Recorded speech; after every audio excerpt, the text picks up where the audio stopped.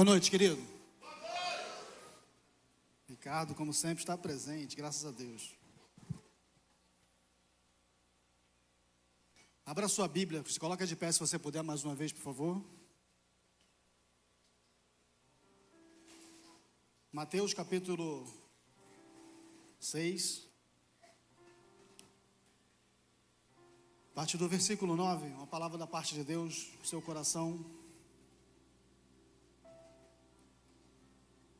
Diz assim a palavra de Deus: portanto, vós orareis assim: Pai nosso que estás nos céus, santificado seja o teu nome, venha o teu reino, seja feita a tua vontade, tanto na terra como no céu.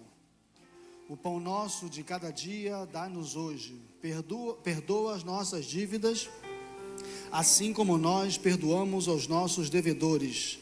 E não nos deixe cair em tentação, mas livra-nos do mal, porque teu é o reino, o poder e a glória para sempre. Amém. Pai, obrigado. Glorificado e exaltado seja o teu santo nome. Te agradecemos, Senhor, por essa porção da sua palavra.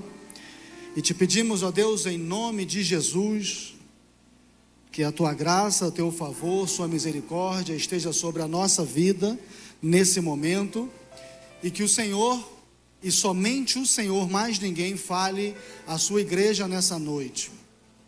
Senhor, esconda-me atrás da cruz de Cristo, desconsidera a minha pequenez, a minha incapacidade, a minha dificuldade, as minhas limitações, para abençoar o seu povo, em favor do seu povo. E fala, ó Deus, ao meu coração também, porque eu sou carente e necessitado da sua palavra. Nós oramos assim no nome santo do Senhor Jesus. Amém. Pode sentar, querido. Deixa eu colocar aqui um relógio para me avisar, porque eu sou meio desatento, eu posso fazer isso virar uma vigília. A gente não quer isso. A gente quer ouvir Deus, mas não quer uma vigília, não nesse momento. Queridos, o texto que nós acabamos de ler, você já conhece. Enquanto eu lia aqui, eu podia ouvir e perceber algumas pessoas recitando o texto junto comigo, e eu imagino que até alguns sem nem ler para o texto, por conta daquilo que é a realidade do nosso país. Eu também, assim como provavelmente muitas pessoas que estão aqui agora, da minha infância até a minha juventude, eu estive numa igreja, num local onde esse texto ele era repetido e repetido e repetido inúmeras vezes. E a gente se familiarizou com esse texto, a gente conhece esse texto, a gente já ouviu, já repetiu tantas vezes essa palavra. Mas quem sabe a gente ainda não entendeu o que Deus quer dizer para mim e para você através desse texto que acabamos de ler. Muitas Bíblias colocam o subtítulo: a oração do Pai Nosso. Muitas pessoas utilizam desse texto como um amuleto, algo para ser repetido muitas vezes durante o dia, especialmente em momentos difíceis. Eu me lembro que para mim já foi uma penitência, para muitos aqui também. A gente ia lá, a gente contava lá as bobagens que a gente tinha feito, e eu na adolescência tinha muita coisa que contar ali, e ao terminar daquele momento, a pessoa dizia: olha, você vai ali, se ajoelha e você reza tantos Pai Nossos, mais uma meia dúzia, ou quem sabe mais, dependendo do que eu tinha contado, de Ave Maria, e está tudo bem. Eu me lembro de repetir essas palavras, às vezes, em muitas ocasiões, praticamente trincando os dentes de raiva, porque eu não queria dizer essas palavras. Eu estava sendo obrigado por algumas pessoas, minha família, minha mãe, vamos dizer abertamente, a rezar, a repetir essas palavras, que não significavam absolutamente nada para mim. Aquele momento significava apenas alguma coisa que eu tinha que repetir, alguma coisa que eu tinha que falar, que eu tinha que fazer, e pelo menos 3 vezes por dia eu tinha uma quantidade de vezes que eu tinha que repetir essas palavras. Então eu praticamente cresci dizendo tantas vezes essas palavras, sem entender o que essas palavras queriam dizer para mim. É interessante como a gente tem uma Bíblia, a gente tem uma palavra, a palavra de Deus, no nosso acesso, quem sabe centenas de versões dessa palavra no nosso celular, e a gente tem o acesso a essa palavra, quem sabe até dar uma lida de vez em quando nessa palavra, mas a gente ainda não sabe o que essa palavra quer dizer para a gente. Vou abrir um parênteses aqui e pedir desculpa aos meus irmãos da multimídia, porque a minha primeira mensagem aqui, quando eu cheguei, foi a mensagem custe o que custar, que, bom, de uma forma que eu não esperava, que eu não imaginava, não pensei, impactou a vida de muitas pessoas. E naquela ocasião eu disse que teria parte 2, porque Deus estava falando no meu coração e não havia condições de eu falar tudo o que eu tinha para falar naquele momento. Então Deus me orientou, não, você faz essa parte agora e depois, quando eu te mandar, você faz a outra parte. E então quando eu estava passando a informação para a multimídia, já faz alguns dias, e eu disse, custa o que custar, parte 2, versículo, tudo mais, porque eu quero te dizer uma coisa, eu estou com muita vontade de pregar a parte 2 da palavra custa o que custar, porque é algo lindo que Deus tem falado no meu coração, algo lindo que Deus tem trabalhado na minha vida também, e eu tenho um desejo muito grande de compartilhar isso com a igreja, com os irmãos, porque eu sei que vai abençoar a vida das pessoas, e o único propósito é esse. Mas é que está o problema, eu estava doido para pregar custo que custar parte 2, Deus não estava com muita vontade, e aí então, de lá para cá, eu falei, não, vamos mudar isso daí, a mensagem é outra, que eu quero tratar com a igreja, com a minha igreja, a igreja dele, é outra coisa, e eu, por conta dos muitos afazeres, o corre-corre, muita coisa sendo realizada, acontecendo, me perdoe meus irmãos, eu acabei me esquecendo de dizer, olha, não é essa, é outra. Então já tinham até feito uma arte para multimídia, tinha uns versículos, coisas preparadas, mas a mensagem de hoje não é custa o que custar parte 2, a mensagem de hoje é Pai Nosso que estás no céu. Querido, eu quero começar essa mensagem, desenvolver essa ideia com você, a partir do princípio de que Jesus quer que você ore, a partir do princípio de que há um desejo no coração de Deus, de que aquele que é um servo de Deus, aquele que segue a Jesus Cristo, aquele que é a igreja de Cristo, esteja em oração, tenha uma vida de oração. E a gente se preocupa muito, como é que eu devo me portar como cristão, como é que vive um cristão, o que faz um cristão, e a gente olha a vida de, quem sabe, a gente olha a vida de pessoas que a gente admira, servos de Deus que a gente, de alguma forma, tem uma admiração, um carinho, a gente acha que aquela pessoa é abençoada, é usada por Deus, e a gente fica querendo isso que aquela pessoa tem, e a gente se esquece de algo tão importante, que mais do que aparecer, estar nos holofotes, estar sendo visível, fazendo um trabalho ou exercendo um ministério, que alguém possa dizer e chamar de relevante, a principal coisa que Deus quer de você é estar em comunicação com você, ter uma relação contigo. A oração, querido, desmistificando para muitas pessoas, que às vezes chegam a dizer, pastor, eu não sei orar, pastor, eu não sei como orar, e tem inclusive dificuldade de fazer uma oração em público, tropeça nas palavras, fica nervoso, não fala o que gostaria de ter dito, erra muitas das vezes versículo que quer mencionar, enfim, a pessoa diz, eu não sei orar, mas de bom nível, plena, E querido, eu quero dizer a você com todo o meu coração que quando eu falo isso para você, de verdade, eu queria estar sentado no seu lugar agora, escutando de outra pessoa ou de mim mesmo, se fosse possível, essas palavras. Porque eu sei, o meu temor diante de Deus, que eu preciso orar mais do que eu oro. Eu estou aquém daquilo que Deus gostaria que eu fosse em oração. Ele queria falar mais comigo, Ele queria que eu falasse mais com Ele, ter mais intimidade com Ele, e eu lutando igual a você todos os dias, acabo por muitas das vezes negligenciando isso, não dando a Deus o tempo de qualidade que Ele merece. A primeira coisa que eu quero que você entenda, quando você olhar para esse texto, e você está me ouvindo agora, é que Jesus Cristo está te falando da importância de você orar mais.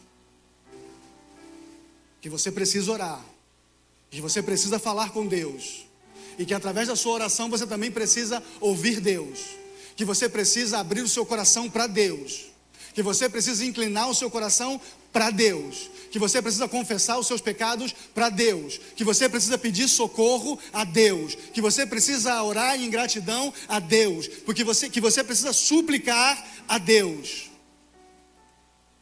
e que você não deve, não pode, eu não devo e eu não posso usar da oração como um último recurso, a última ferramenta, usar da oração como aquele recurso que você busca quando tudo que você já tentou não funcionou, e aí você fala, até às vezes, agora só oração.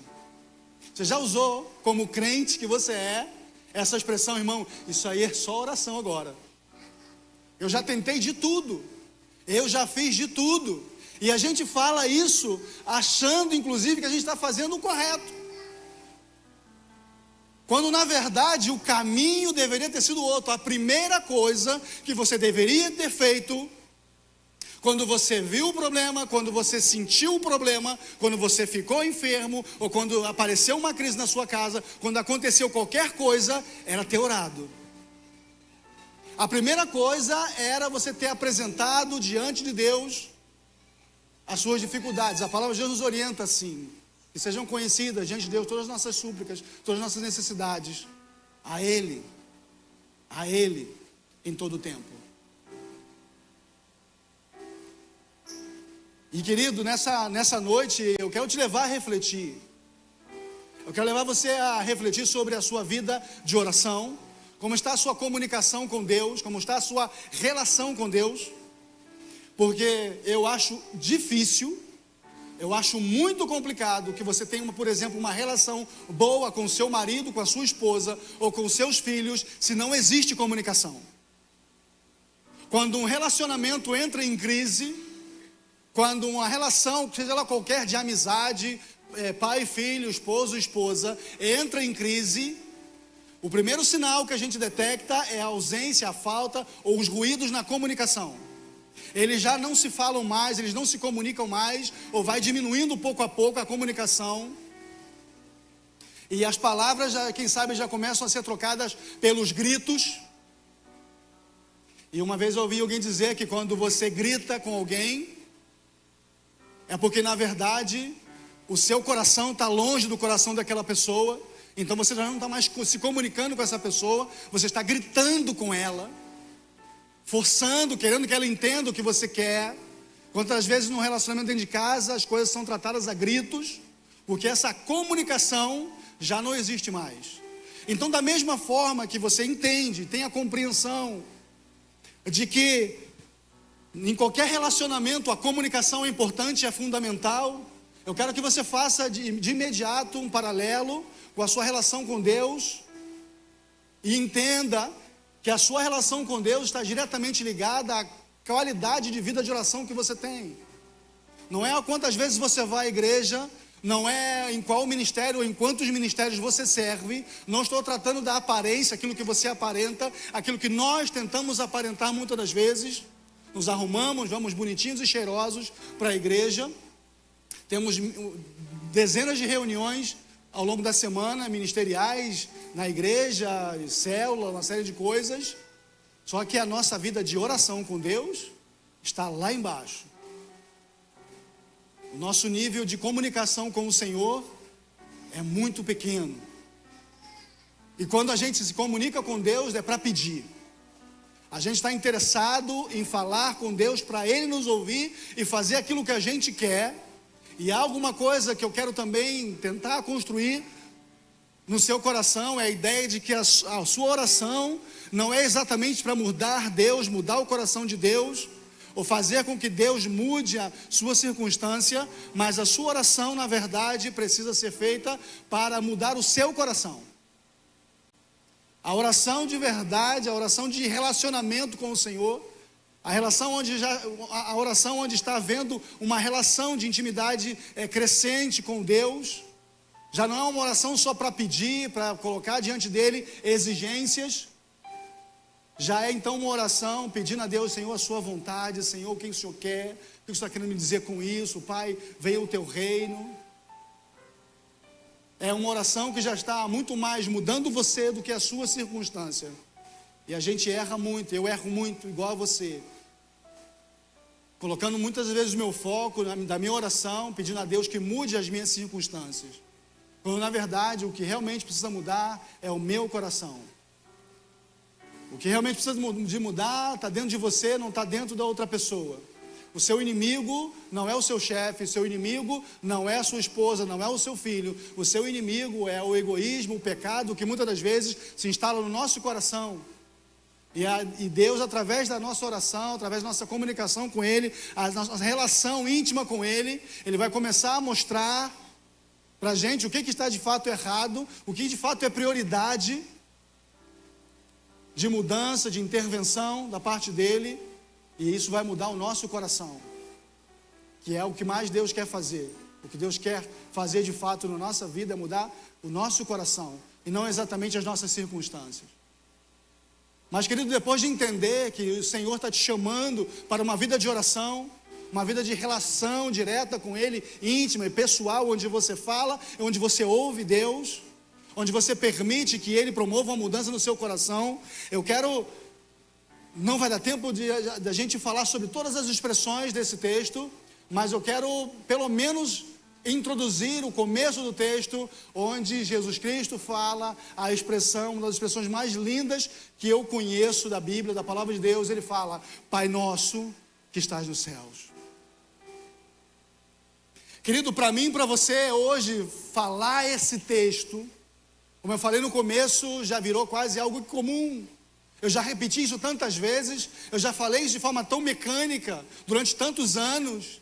E quando eu falo Pai nosso que estás nos céus, eu não tenho mais, quem sabe, eu preciso resgatar então o verdadeiro sentido dessas palavras. Deixa eu te dizer uma coisa que você acho que já sabe, talvez eu precise lembrar para alguns, não sei. A Bíblia não foi escrita em português nem para brasileiro. Ela alcançou aos brasileiros, a todas as nações. Mas esse texto aqui foi escrito para outras pessoas em outro tempo, em outro momento. Jesus aqui não estava falando diretamente comigo e com você naquela hora. Hoje sim, pela ação do Espírito Santo, hoje sim Ele está falando comigo e com você. Mas para você entender a grandeza dessas palavras, eu preciso te dizer que Jesus estava falando para pessoas que de nenhuma maneira chamariam Deus de Pai.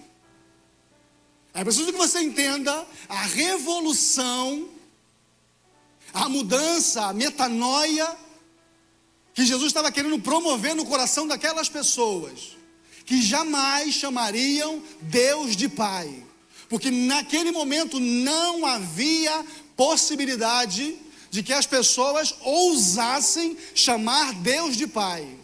Tanto é que muitas vezes que Jesus enfrentou problemas com os judeus, era porque ele chamava Deus de Pai. E eu não sei se você sabe, até hoje, por exemplo, a religião islâmica, não sei se você sabe, Jesus para eles é alguém bom. Você sabia disso? A gente às vezes acha que, não, eles odeiam Jesus. Não, peraí, vamos com calma. Eu preciso te explicar isso para você entender a grandeza desse texto e a transformação que Deus quer fazer na sua vida. O que o islâmico não admite é que alguém diga que Deus tenha um filho, ou que alguém se diga filho de Deus, ou que há um Espírito Santo agindo e atuando no nosso meio, como foi pregado pelo seminarista Marcos Alexandre. O que ele não admite é isso, porque para eles é Alá, o único Deus deles, e acabou. Algo muito parecido existia naquele tempo. Alguém chegar e falar, meu pai, pai nosso que estás... Isso era uma blasfêmia. Essa gente, até para escrever a palavra Deus, existia um ritual. Essa gente, para mencionar Deus, existia um ritual de purificação. Eu não vou entrar em questões de hebraico, grego, uma série de coisas aqui. A gente não tem tempo para isso, não é o que a gente está interessado em buscar.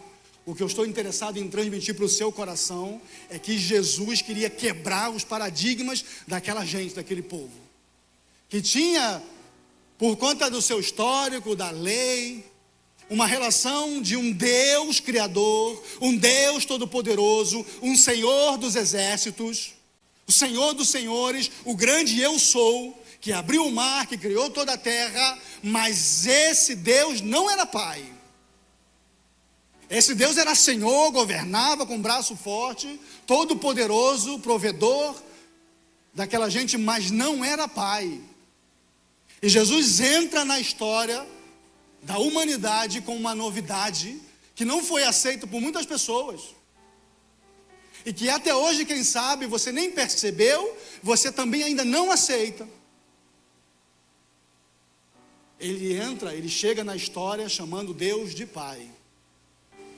E não só ele chamava Deus de Pai, que como começa também a ensinar as pessoas a fazer a mesma coisa. Ensinar as pessoas a se dirigir a Deus como alguém que se dirige a um pai.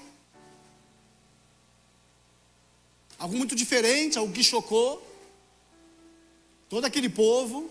Muitos não aceitavam. Como pode? Esse que é filho de Deus, não é o filho do carpinteiro lá? Como, que história é essa? E conversa é essa? É loucura. Porque para eles, Deus estava muito longe. Só que Jesus chegou para trazer Deus para perto de você. Jesus chegou para trazer Deus para perto de você e você para perto dele. Quem sabe nessa noite é tempo de você também permitir com que Deus quebre paradigmas da sua cabeça, aquilo que você deixou crescer no seu coração, a sua dificuldade de conseguir ter essa relação íntima e pessoal com Deus como um pai. Porque talvez você, na sua criação, na sua infância, teve dificuldades com a figura paterna, ou não teve uma figura paterna. Não sei o que pode ter havido no seu coração.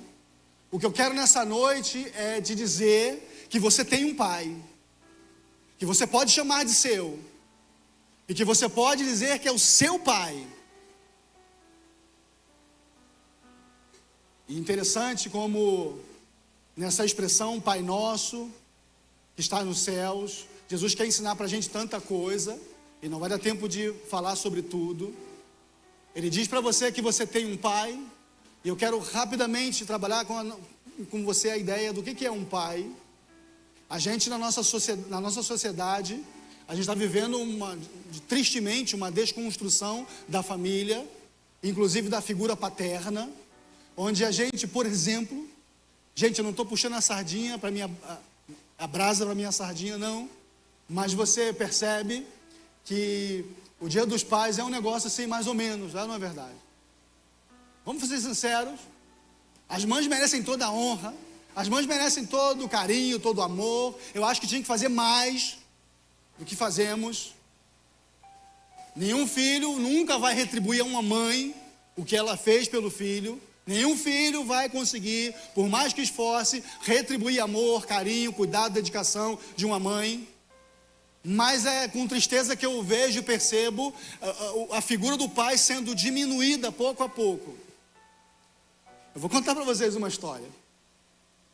A minha esposa brinca comigo e fala que eu fiquei traumatizado com isso, mas não é não, é algo que me chamou muita atenção. Quando a Rose estava grávida do Pedro, nosso filho, que já tem 10 anos, graças a Deus, está lindo, maravilhoso. Nós fomos estávamos naquela rotina, né, de ultrassom, né, exames para cá, exame para lá, e nós chegamos numa clínica para fazer uma ultrassom. Não me lembro se era a primeira, não era a primeira, devia ser a terceira por aí.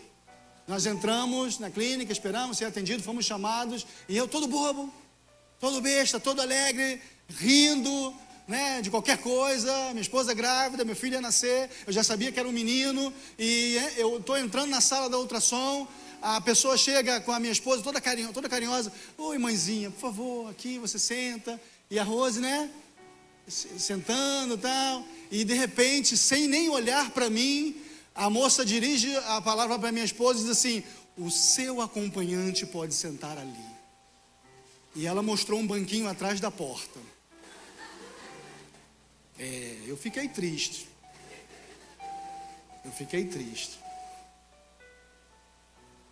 Tudo muito lindo, né? A mãe, a maternidade, aquela barriga, todo mundo cuida da mãe, todo mundo quer dar carinho, dar amor, e elas merecem até mais. Marido, você faz pouco para sua esposa que gerou seu filho, tá bom? Faça mais. Filho, você faz pouco para sua mãe. Tudo que você já fez hoje, faça mais, porque ela merece mais. Mas eu quero que você entenda como uma sociedade tem diminuído aos poucos a figura do pai.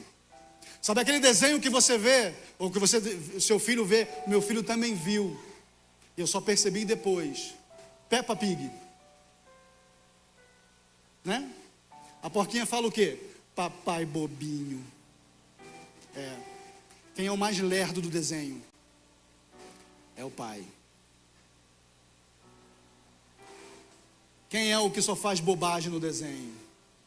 É o pai. Estamos soprando aqui o Simpson. Quem é o bobalhão dos Simpsons? É o pai. É o pai. É uma desconstrução da paternidade. E eu e você hoje não temos mais, ou temos muito pouco, do que é a paternidade no nosso coração. E por conta disso, a gente ainda não tem a dimensão do que é poder chamar Deus de Pai. A gente não tem toda a dimensão do que é poder chamar Deus de Pai. Eu quero que essa mensagem, essa reflexão de hoje, essa palavra da parte de Deus de hoje, onde Jesus está dizendo: olha, vocês precisam orar, e quando vocês orarem, orem assim, comecem dizendo: Pai nosso que estás nos céus. Eu quero que você, uma das coisas que você peça em oração a Deus, é falar: Senhor, fale-me da sua paternidade, ensina-me a sua paternidade, porque eu não sei, eu sei muito pouco sobre a sua paternidade, e eu quero ser filho seu. Eu quero viver o que é a sua paternidade. Eu quero viver a paternidade de Deus, porque o que eu tenho hoje, o que eu sei hoje de paternidade, já não é exatamente o que o Senhor projetou. A nossa sociedade vem sendo atacada há muito tempo, há muitos anos, e a gente não sabe o que é exatamente a paternidade. Querido, a paternidade, eu posso tentar te ajudar com algumas coisas. A autoridade é uma dessas coisas. A gente vive uma realidade onde eu, com muita tristeza, já ouvi de alguns irmãos, homens, quando a gente pergunta, a gente conversa, e o irmão infelizmente fala: eu sou um banana, em casa quem manda é minha mulher. Não ri não, porque é sério. A autoridade do pai. A autoridade do pai, a gente perdeu, a gente não sabe exatamente o que é isso.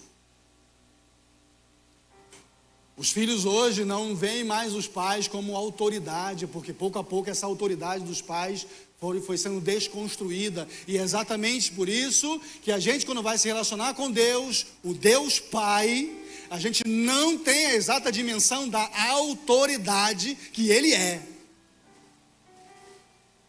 E você precisa resgatar isso na sua vida, porque a autoridade, querido, deixa eu te dizer uma coisa, talvez essa palavra chegue ao seu coração de forma muito dura e você já não, autoridade é poder, é mandar em mim, é me controlar. Não, a autoridade também é proteção. A autoridade é segurança. A autoridade não é mandar em você e colocar limites em você. A autoridade é para proteger você. A autoridade, na verdade, é para proteger você.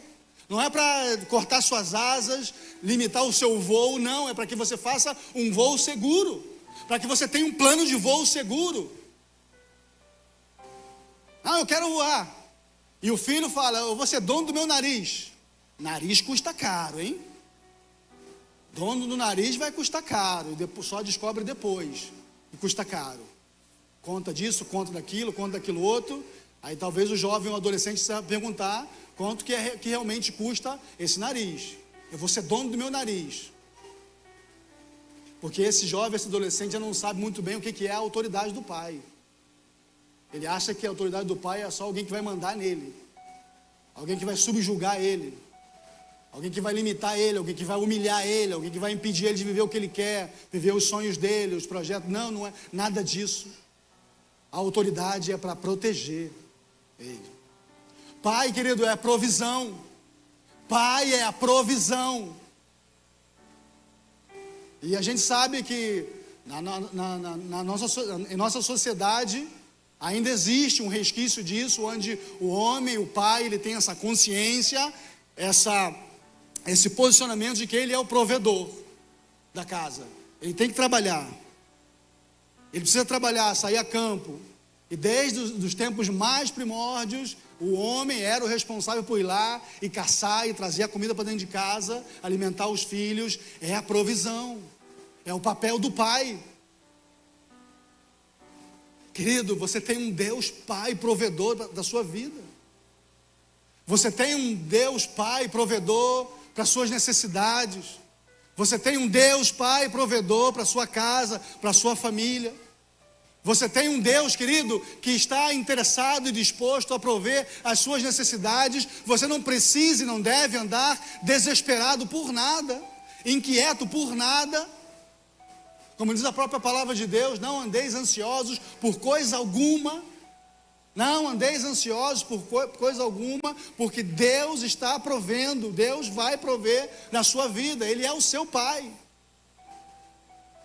Ele é o seu pai. Acorda para essa realidade. Você tem um pai. Não sei se você cresceu sem pai, ou se você teve um pai que não foi muito bom pai, não serve para você como um referencial de pai, mas eu quero te dizer que Deus é o melhor pai do mundo. Ele é o pai de verdade, é o pai verdadeiro. E quem sabe hoje, por conta de toda essa desconstrução que a gente viveu, a gente já não sabe muito bem o que é um pai. A gente não sabe mais. A gente vê o pai, às vezes, aquela figura autoritária, aquele cara que bateu na minha mãe, aquele cara que me abandonou, aquela pessoa que já não faz mais parte da minha vida. Não, Deus não é nada disso. Deus é um pai presente. Deus é um pai amoroso, um Deus fiel. Um pai que está ali, sabe, pronto para te acudir, para suprir as suas necessidades. Um pai que é pai. Eu fico triste de verdade quando alguém fala assim, mãe é mãe, né? Pai pode ser ou não ser pai. Eu digo, não, eu sou pai. Com o meu melhor, do meu melhor. Eu peço a Deus, eu oro muito a Deus e digo a Ele, olha, é difícil a paternidade, é desafiador a paternidade. Porque a gente comete erros, a gente vive com o desejo de dar o melhor para o nosso filho, de cuidar dele, do crescimento dele, da vida espiritual dele, e é tão difícil. A gente, ao longo do tempo, a gente vê que cometeu vários erros, e aí a gente fica pensando em tudo isso, na nossa angústia de ser pai, de como ser um bom pai, Mas aí eu me alegro imediatamente, porque independente do todo o meu esforço para ser um bom pai, eu sei que eu também tenho um pai. Eu aprendi que eu tenho um pai. E que Jesus me manda, me ensina a olhar para Deus e dizer: Pai. Eu me lembro de uma história que eu li num livro uma vez. Eu li no livro uma vez a história de uma família que estava vivendo um velório. Uma pessoa muito querida da família morreu. Uma pessoa muito querida da família faleceu. Era uma pessoa alegre, uma pessoa que estava sempre rindo. Era a pessoa que causava alegria na casa. Nas confraternizações de família, ele era a pessoa que mais animava, propunha brincadeiras, fazia as pessoas rirem. Mas de repente essa pessoa faleceu, essa pessoa morreu. E estava lá o velório. Uma criança de mais ou menos 8 ou 9 anos, vendo aquela cena, o tio fulano morreu. Aquele tio alegre, aquele tio feliz, aquele tio que estava sempre ali transmitindo vida. De repente, para aquele menino ver esse tio morto era algo muito chocante, muito duro, muito forte. E ele pensou: meu mundo está abalado. Porque uma pessoa que era referência de alegria, uma referência de paz, de tranquilidade, alguém que estava sempre transmitindo algo bom, estava morto, ali, dentro de um caixão. E aquele menino sentado ao lado do pai dele, inquieto, chorando, desesperado. De repente, a mão do pai, que estava sentado ao lado dele, chega no joelho desse menino. Como a gente faz às vezes, estamos sentados ao lado de alguém, coloca a mão assim, e essa mão faz um carinho, aperta um pouquinho e sussurra no ouvido daquele menino e disse: vai ficar tudo bem. E essas palavras, diz a história do livro, que faz o coração daquele menino que estava desesperado, faz com que sobre o coração dele começasse a repousar uma paz, uma tranquilidade. Sabe por quê? Mesmo diante do caos de um velório, pessoas chorando, uma pessoa querida e amada deitada dentro de um caixão, uma cena aterrorizante para aquele menino, a voz do pai dele disse que vai ficar tudo bem. Quem sabe, querido, nessa noite, você com as suas lutas, as suas dificuldades, as crises que você vem enfrentando na sua casa, na sua família, no seu ministério, com o seu filho, seja lá onde for, você esteja precisando que o seu pai, Deus, toque no seu coração e te diga com toda a tranquilidade e segurança do mundo, e dizendo a você: vai ficar tudo bem. Vai ficar tudo bem. E quando uma criança ouve do pai: vai ficar tudo bem, o que acontece com essa criança é que a paz que ela precisava começa a encher, a repousar no coração dessa criança, e todo aquele cenário de destruição e de dor começa a perder a força. Eles não foram teletransportados do enterro para um outro lugar, eles continuavam no enterro, diz a história, o texto. Mas o menino começou a sentir paz diante daquilo tudo, porque o pai dele colocou a mão sobre ele e disse: filho, vai ficar tudo bem. E aí eu me remeto ao texto que você conhece, Salmo de número 23, onde diz a palavra de Deus: o Senhor é o meu pastor e nada me faltará. Ainda que eu ande por vale de sombra de morte, eu não temerei mal algum, porque o Senhor está comigo. E você repete muitas das vezes esse texto, eu sei. A gente repete também esse texto, várias e várias vezes. Mas, querido, talvez seja momento de você começar a acreditar nesse texto e viver esse texto. Sabe o que eu não quero depois dessa noite? Sabe o que eu desejo de todo o meu coração depois dessa noite, na verdade?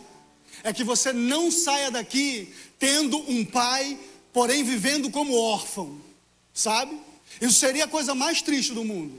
Quando você tem um pai, quando você tem a Deus, o nosso Senhor, sobre a sua vida, o Todo-Poderoso, o dono do ouro e da prata, aquele que criou todas as coisas, aquele que traz à existência coisas que não existem, aquele que abre portas, aquele que fecha portas, aquele que faz uma porta onde não existe porta, aquele que abre mar, aquele que faz cair a provisão dos céus, aquele que faz a rocha brotar água, aquele que faz do impossível possível, aquele que é capaz de ressuscitar mortos, aquele que abre sepultura, aquele que cura enfermos, aquele que salva, que cura e liberta.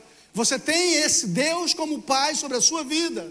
E a maior tragédia da sua história, da sua existência, é você viver sem ter a esse Pai. É você viver como se esse Pai não existisse. Muita gente se queixa e lamenta e diz: meu pai foi embora.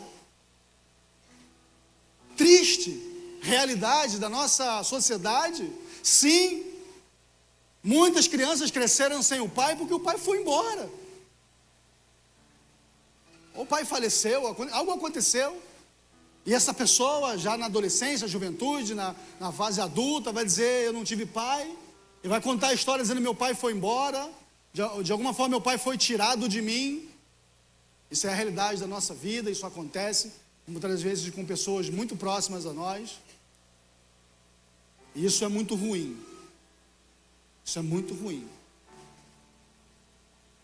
Mas o pior é quando você tem um pai que é Deus e você vai embora.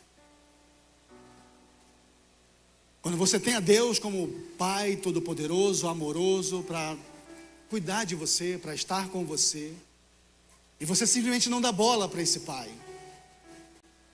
E você simplesmente não faz nenhum caso desse Pai. Você simplesmente não liga para esse Pai, você não fala com Ele.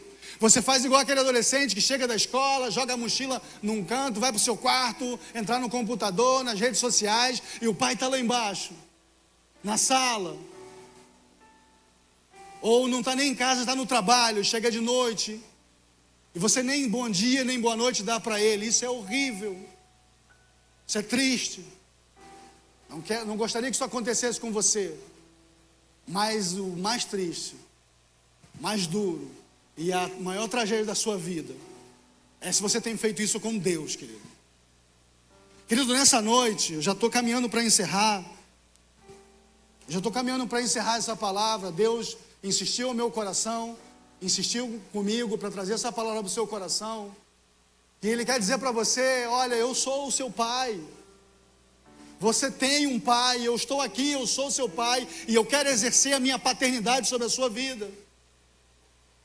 Não viva mais como órfão, não viva mais como alguém que não tem pai, não viva mais como alguém desamparado, não viva mais como alguém que não tem com quem contar, não viva mais como quem não tem um provedor, não viva mais como alguém que não tem um protetor, não viva mais como alguém que não tem uma referência na sua vida, alguém com quem você pode contar em todos os momentos.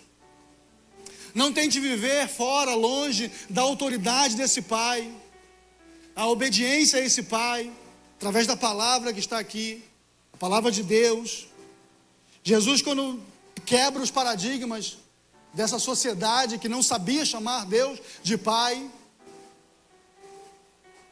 Ele está rompendo com a estrutura de uma sociedade religiosa, Ele está rompendo com a estrutura de uma religião estabelecida. Quem sabe nessa noite Deus quer romper com a sua estrutura já estabelecida, onde você não sabe chamar Deus de pai, onde você não reconhece Deus como pai. Mas eu já sou da igreja, eu sou crente, eu venho aqui todo dia, mas quem sabe você ainda não trata Deus como pai, você não lida com Ele como um pai que Ele é, você não se deixa ser cuidado como um filho precisa ser cuidado pelo pai, como um filho precisa ser orientado pelo pai, guiado pelo pai, ter o pai como referência.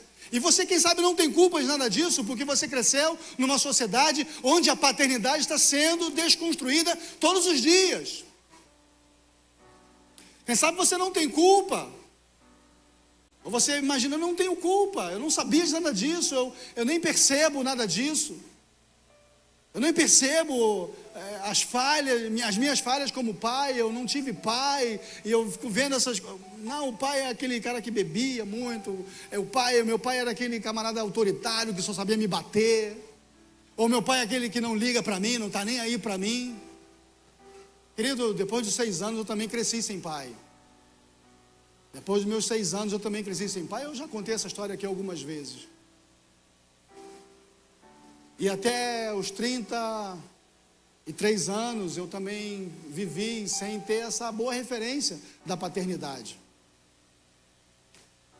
E foi quando eu fui pai, quando meu filho nasceu, há 10 anos atrás, até mesmo quando a minha esposa já estava grávida, nós estávamos grávidos do Pedro, foi quando eu comecei a entender a paternidade. E eu pensei, ser pai é isso? Ser pai é amar desse jeito? Ser pai é se dedicar dessa forma? Ser pai é olhar com esse olhar de amor, de graça, de misericórdia? Ser pai é ter que corrigir para evitar um mal maior? Ser pai é isso que eu vivia de forma... eu não sei te explicar, porque eu não tinha referência, não aprendi, não tive quem me ensinasse, mas Deus, por sua graça e misericórdia, começou a me guiar e me conduzir para cuidar e amar o meu filho, dar a ele aquilo que ele necessitava. Eu não estou falando de coisas materiais, estou falando de amor, estou falando de respeito, de carinho, de palavra de Deus, aquele sentimento de responsabilidade sobre uma vida, de pensar e dizer, eu sei que muitos pais já pensaram isso, e você pensa, eu não posso nem morrer. As mães já pensaram isso, né? Alguns pais talvez não. As mães principalmente, não posso nem morrer, porque eu preciso cuidar dessa criança, eu preciso dar a ele o que ele precisa, eu preciso ser um pai presente, eu preciso ser um pai amoroso, um pai carinhoso, um pai que ensina, um pai que corrige, ou seja, eu preciso estar aqui presente, eu não posso faltar para ele. E aí eu vou na Bíblia, a palavra de Deus, Jesus ensinando, dizendo assim, vocês que são maus, quando Jesus está falando da oração, né? Quando está falando que nós temos que pedir a Deus, orar a Deus, ele fala assim, vocês que são maus, sabem dar coisas boas aos seus filhos? Qual de vocês, quando o seu filho pede um pão, dá uma pedra? Ou qual de vocês que quando o seu filho pede um peixe, dá uma serpente? Qual de vocês? Nenhum, né? Ó, deixa eu te falar, quanto mais o vosso Pai que está no céu, jamais vai fazer nada disso, nada parecido com isso. Querido, eu quero que você saia daqui nessa noite, sabe? Quem sabe pedindo a Deus, clamando ao Espírito Santo de Deus, que você resgate no seu coração o que é a paternidade, o que é um pai de verdade, o que é a paternidade de Deus. Senhor, eu quero viver essa paternidade, eu quero ter essa paternidade, eu não aceito viver como um órfão, tendo um pai, querido, você tem um pai. Você tem a Deus sobre a sua vida, para cuidar de você, para prover suas necessidades. Você não está sozinho, você não está abandonado, você não está à mercê das coisas desse mundo.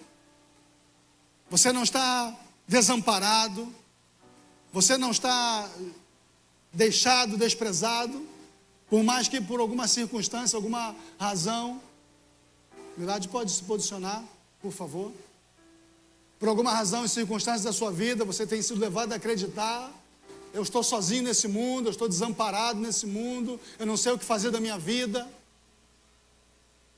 eu estou em um estado de desesperança, eu não sei o que vai ser do meu amanhã, crise de ansiedade, crise depressiva, eu não sei quantas coisas pode estar afligindo o seu coração. Eu não sei quantos problemas você pode estar vivendo, que você possa estar passando, talvez pela falta do seu pai na sua infância, ou até mesmo até os dias de hoje. Quem sabe você está aí pensando, poxa, eu fui um mau pai, eu não fiz tudo o que eu podia fazer, o que eu tinha que fazer pelos meus filhos. Não sei quantas questões você tem no seu coração, na sua vida, por conta de você não ter uma boa referência de paternidade.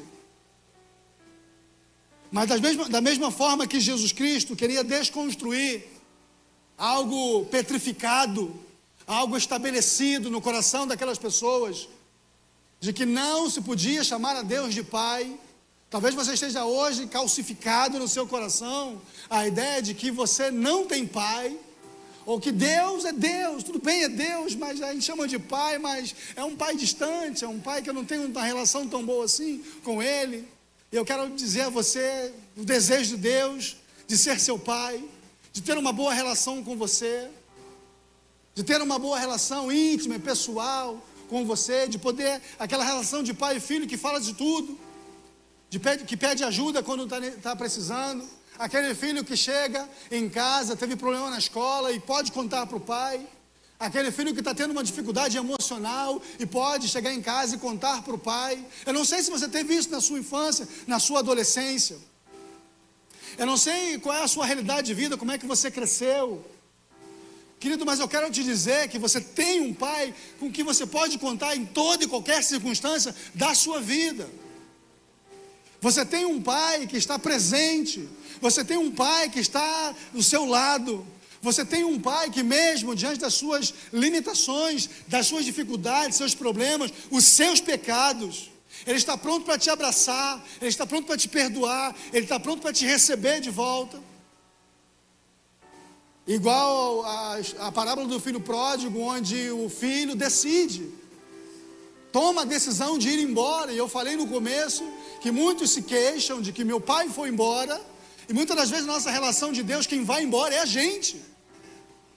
E o filho foi embora, o filho se arrebentou, o filho fez tudo que não devia fazer, se caiu em si, comendo comida de porco, querendo comer comida de porcos. Ele cai em si e decide voltar para a casa do pai. E ele disse: na casa do meu pai os empregados comem pão, então eu quero pelo menos o pão dos empregados do meu pai. E ele ensaia uma desculpa, uma conversa. Ele ensaia um pedido de perdão. Eu vou chegar lá no meu pai, eu vou dizer para ele isso, isso e isso, pedir para ele, por favor, pelo amor de Deus, me recebe de volta. E esse filho começa a trilhar o caminho de volta. Ele começa a trilhar o caminho de volta para casa, de volta para estar debaixo da autoridade do pai, da qual ele fugiu, a qual ele não aceitava. E ele queria viver a vontade dele, do jeito dele. Não sabia lidar com a paternidade de Deus, que também é autoridade, mas não que limita, mas que protege. Mas ele decide voltar para casa, porque ele percebeu que as escolhas e as decisões dele de viver sem um pai sobre a vida dele levaram ele a uma total ruína. E ele começa a voltar, ele ensaiando aquelas palavras. E olha que surpresa, o pai na porta, olhando, esperando, olhando, dizendo: meu filho está chegando ali, é meu filho que está chegando ali. E o texto diz que o pai vai ao encontro, corre ao encontro do filho. E o filho não começa, eu imagino que o filho começa a querer falar, o pai nem escuta o que ele quer falar, abraça, dá um beijo sujo, fedendo, mal cheiroso, todo imundo. E o pai corre e dá um abraço nesse filho, porque o pai faz isso. O pai faz isso com você todas as vezes que você precisar, desde que haja arrependimento no seu coração, desde que você realmente reconheça que as suas escolhas, as suas decisões de viver sem um pai, dono do seu próprio nariz, foram escolhas erradas. Você se arrepende de verdade, decide, dá um passo, toma um passo à direção do arrependimento, da restauração, da reconstrução da sua vida, do desejo de voltar para a casa do pai, de morar com ele, comer da provisão dele, estar sob os cuidados dele, debaixo da autoridade dele. E o pai abraça e recebe. Deus não quer ouvir as suas desculpas. Deus não quer ouvir os discursos que você tem se justificando. Deus não está interessado nas palavras que saem da sua boca. Deus está interessado no arrependimento do seu coração e na sua ação, no seu ato de voltar para Ele, de querer se relacionar com Ele, e dizer: pai, eu escolhi sair. Pai, eu estava longe. Pai, eu até pensava que eu estava perto, mas eu estava longe. Eu estou voltando, eu quero voltar. Não precisa de justificativas para Deus. Precisa de arrependimento, confissão de pecado, sim. Mudança de vida, mudança de caminho, sim. E caminhar em direção a esse pai. E esse pai, sabe o que vai fazer? Ele não vai sentar com você, te passar um sermão e te dizer: olha, você realmente é um lixo, você realmente errou, você fez isso e aquilo, jogar na sua cara todas as suas más decisões. Não, ele vai te abraçar, ele vai te receber, vai te acolher, porque para que o pai te receba, ele só precisa do seu arrependimento, dando as suas palavras, do seu reconhecimento de que ele é pai, E que independente que o mundo te ofereça um monte de coisas, prazeres, riquezas, a sensação de que eu sou todo poderoso, que eu sou livre e eu mando na minha vida, eu tomo minhas decisões. O que você precisa é reconhecer que nada disso é mais importante, nada disso é melhor do que estar na vontade do Pai, já basta a vontade do Pai.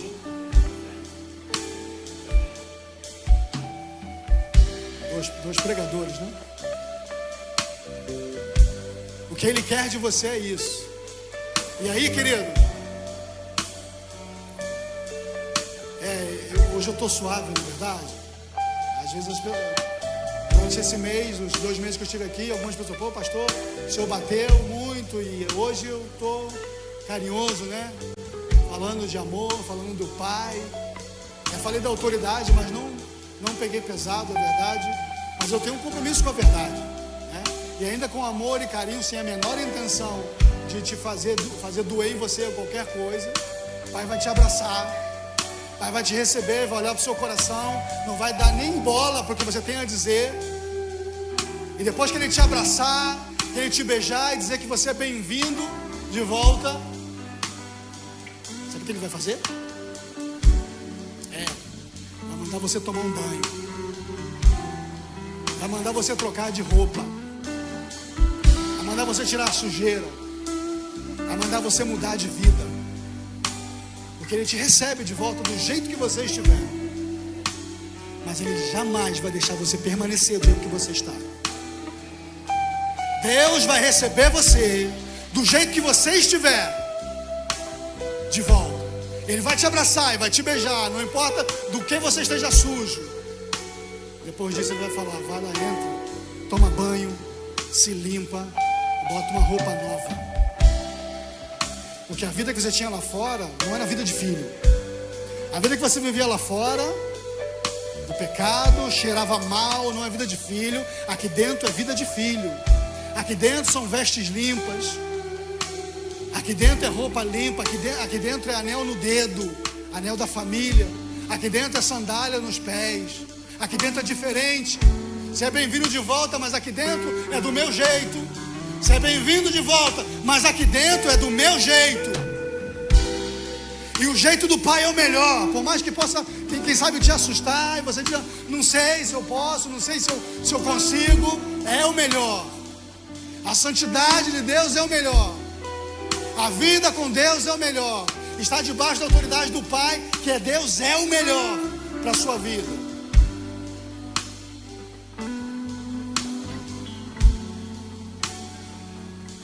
Eu quero desafiar você a ficar de pé. Já estou terminando. Fica de pé todo mundo. Olha, querido, nessa noite eu não vou fazer apelo para ninguém levantar a mão. Eu não vou fazer apelo para ninguém vir aqui na frente. Eu não vou fazer apelo para você fazer nenhum gesto humano de nada. Não vou te encorajar, te desafiar. Fica de joelho, faz isso, faz aquilo. Não, nada disso. Sabe por quê? Relação de pai e filho é relação de intimidade. Relação de pai e filho é relação de intimidade. É entre você e seu pai. Porque só você e o seu pai sabe como é que está a relação de vocês. Só você e o seu pai sabem quantas vezes vocês se falam por dia, qual o conteúdo das conversas de vocês. Só você e o seu pai sabem quantas vezes vocês se abraçam, quantas vezes você ouve as orientações dele e você obedece. Só você e o seu pai. O que nós queremos fazer nessa noite, querido, é fazer você pensar na sua relação com Deus Pai, com o seu pai. E eu quero que você feche seus olhos e ore a Deus por alguns minutos, enquanto nós vamos louvar ao Senhor. Hoje eu fui te procurar. Eu quero que você fale com Deus sobre a sua relação com Ele, melhor dito.